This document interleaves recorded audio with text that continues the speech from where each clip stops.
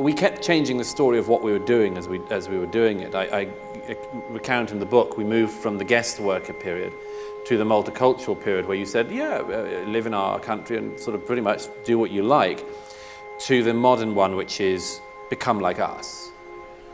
Now, those are three totally different things in the course, again, of one person's lifetime. And I blame no migrant for being confused by that, because we were confused. But in 2015, the movement got to its height of total unregulated movement.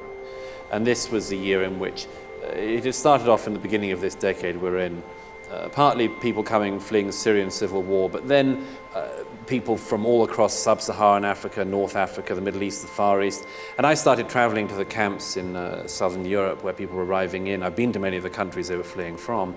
And it was a veritable United Nations of people.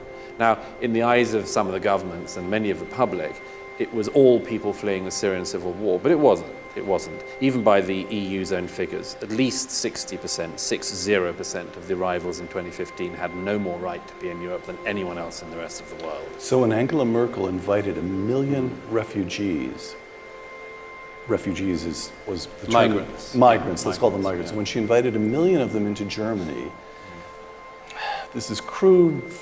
I'll put it badly. You sharpen up what I'm about to say, because this is the way an American would look at it.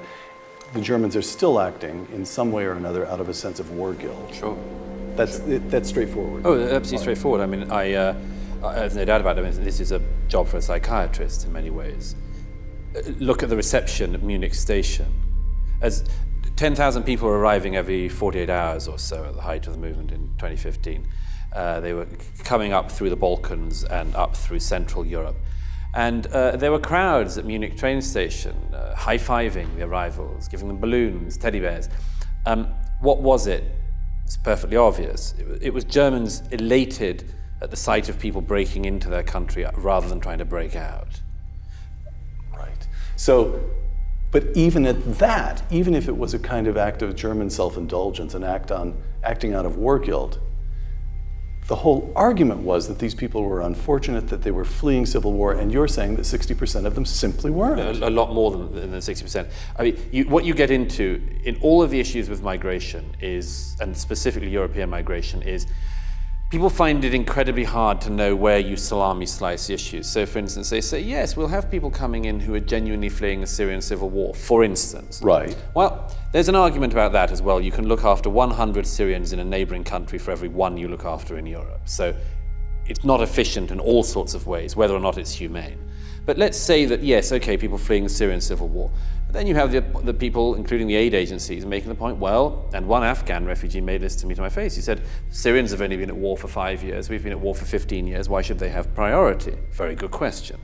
So you go along that, and then you get to the thing that all of the aid agencies and the NGOs and others have been doing for years, which is you elide and rub out the difference between people fleeing war and people fleeing economic deprivation. Right. Now, one of the reasons why I'm quite tough about this is because I know where that argument leads. Gallup last year did a poll in sub-Saharan Africa. 1/3 of sub-Saharan Africans want to move. They're not going to go to Saudi Arabia. They're not planning to break into Yemen. They want to come to Europe.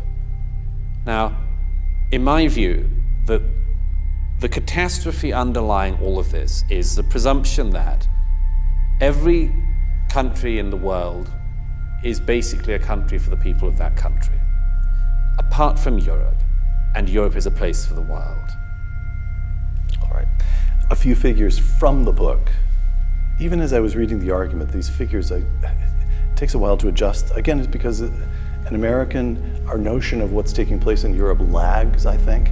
But I found every one of these things shocking.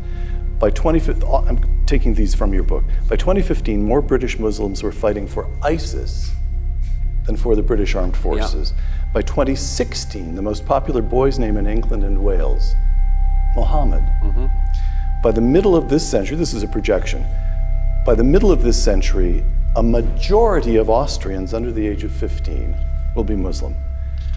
And it is single-digit numbers of years ago that every one of those was unthinkable. Is that correct? Yeah. I mean, I smile because, I find it You're used to it. I find it, if I didn't laugh, I'd cry. I've done the crying. I mean, the point about this is that, again, all of these things you're meant to not notice. You're meant to not say it either. You're meant to say, yeah, okay, so Mohammed happens to be the most popular boy. Then what are you saying, bigot? Right. What's wrong with that? Right. Or they find ways around it. They say, no, it's just that we counted the Harrys in a different way that year, and so on. All of these things, there has been an enormous cost that people have been made to pay if they observe what's in front of their eyes. And so we get used to this sort of just period of lying. Right. And that's what we've been in. What is the Orwell? It takes a great effort to see what is under one's nose. Right. All right, second concatenation. Again, I'm quoting you, Douglas. At the same time that we've had this influx, at the same time Europe has lost faith in its beliefs, traditions, and legitimacy. Europe is now deeply weighed down with guilt for the past. And there is also the problem of an existential tiredness. Yes. And a feeling that perhaps for Europe the story has run out and a new story must be allowed to begin. Okay, take us through that a little. Now, the German war guilt, that's clear. Britain seems to me to be a gift. So again, I'm speaking as an American. What was the Churchill movie that was just a big hit last year? We think of Britain. Darkest Hour, yeah. Britain has no apologies to make, no reason to feel guilty. Neil Ferguson, other people who've looked at the British colonies, on balance, it's a transfer of human capital. Right. They're not impoverishing the people of India. On the contrary. Right, and so why would you include Britain? Britain's the hard case to understand why Britain should feel guilty. Yes. Or an existential fatigue. There's several things. One is the phenomenon that if you or I were to sum up all people across, say, Asia as having responsibility for the same thing, people would say, Madness. That's mad. I mean, you're not even picking out the important distinctions. You're being very generalizing. Right. But you can do that with Europe. So you can say, we did the Holocaust in Europe. You can even get away with that in London. Sorry, we. And then you take the other one, post-colonialism, which you refer to. Post-colonialism and post-colonial guilt is suffered in almost equal measure by, for instance, Britain, which undoubtedly ran quite a lot of the world in the past, and Sweden, which did not. So there's a strange thing that has emerged, which I try to explain in the book, where we end up summing up ourselves by our collectively worst moments. The flip side of that is we look at everyone else only by their best. So recent years, for instance, we've heard an awful lot, certainly since 9/11, about the Islamic Neoplatonists. No one talked very much about the Islamic Neoplatonists until this last 20 years. But the Islamic world is best represented by the Islamic Neoplatonists, whereas Europe is best represented by Auschwitz.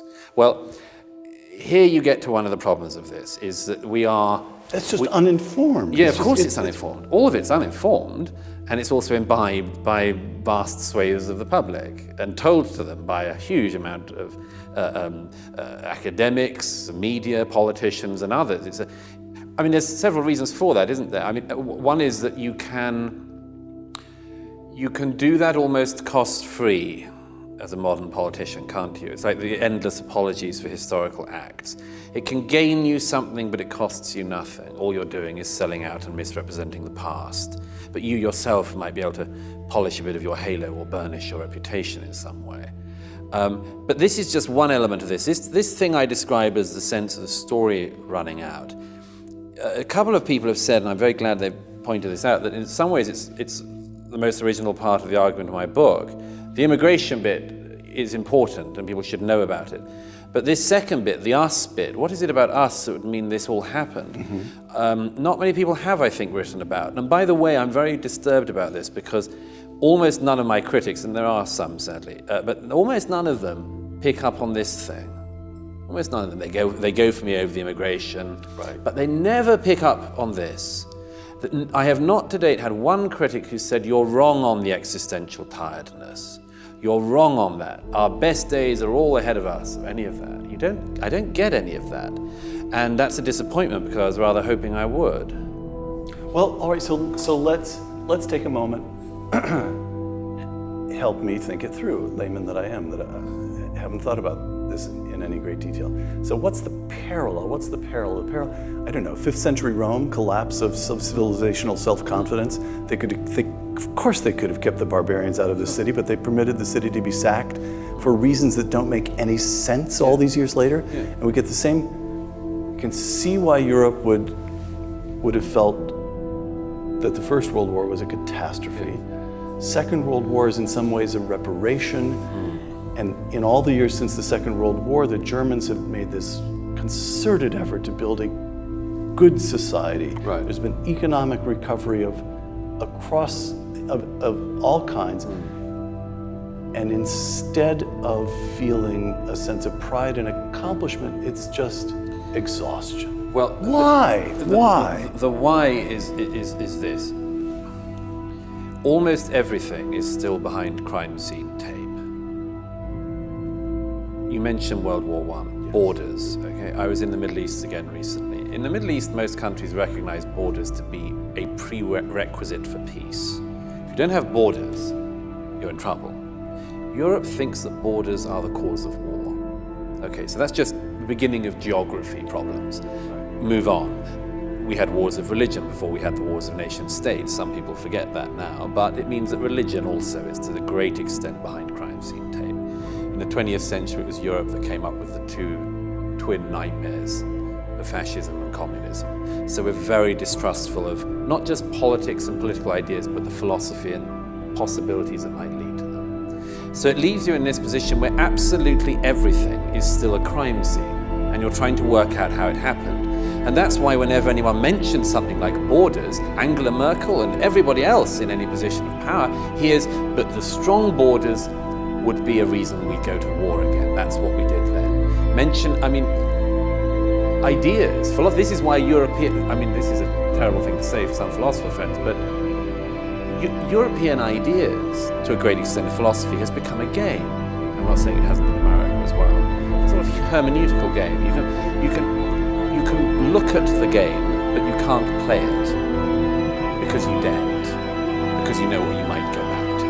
I describe in the book I had this sort of just terrible moment of realization about this some years ago at a conference in Heidelberg, and I just realized every single idea was off the table. Not only the ideas, the words. I couldn't say culture. I was almost melted down. You can't use anything because everything might make us do it all again.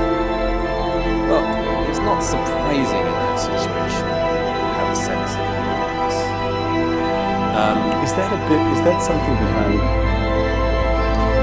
again, we're having to explain all this to American, but is there some connection between that and the drive toward a European Union, that somehow or other we can escape our past by reinventing, we can dissolve our identity, we can dissolve our historical identity, we can wash away our historical guilt in this new identity?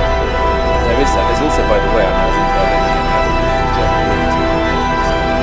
There is also the thing, even at this stage, the Germans want to lead the way.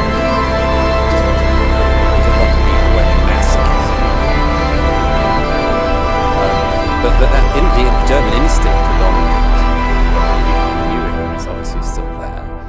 And also the European Union provides something to do. I mean, I was having this debate a little while ago with the former Polish foreign minister who said, yes, we've got to keep moving. The EU has to keep moving. It's got to have purpose. It's endlessly onwards and onwards. And my view as a skeptic of that particular project is, how about that it moves until the point at which you lose the public, for instance? How about that? But that's, of course, that's a mad xenophobic British view, of course. All right. You have a new book coming out. The book is entitled The Madness of Crowds, Gender, Race, and Identity. And although you do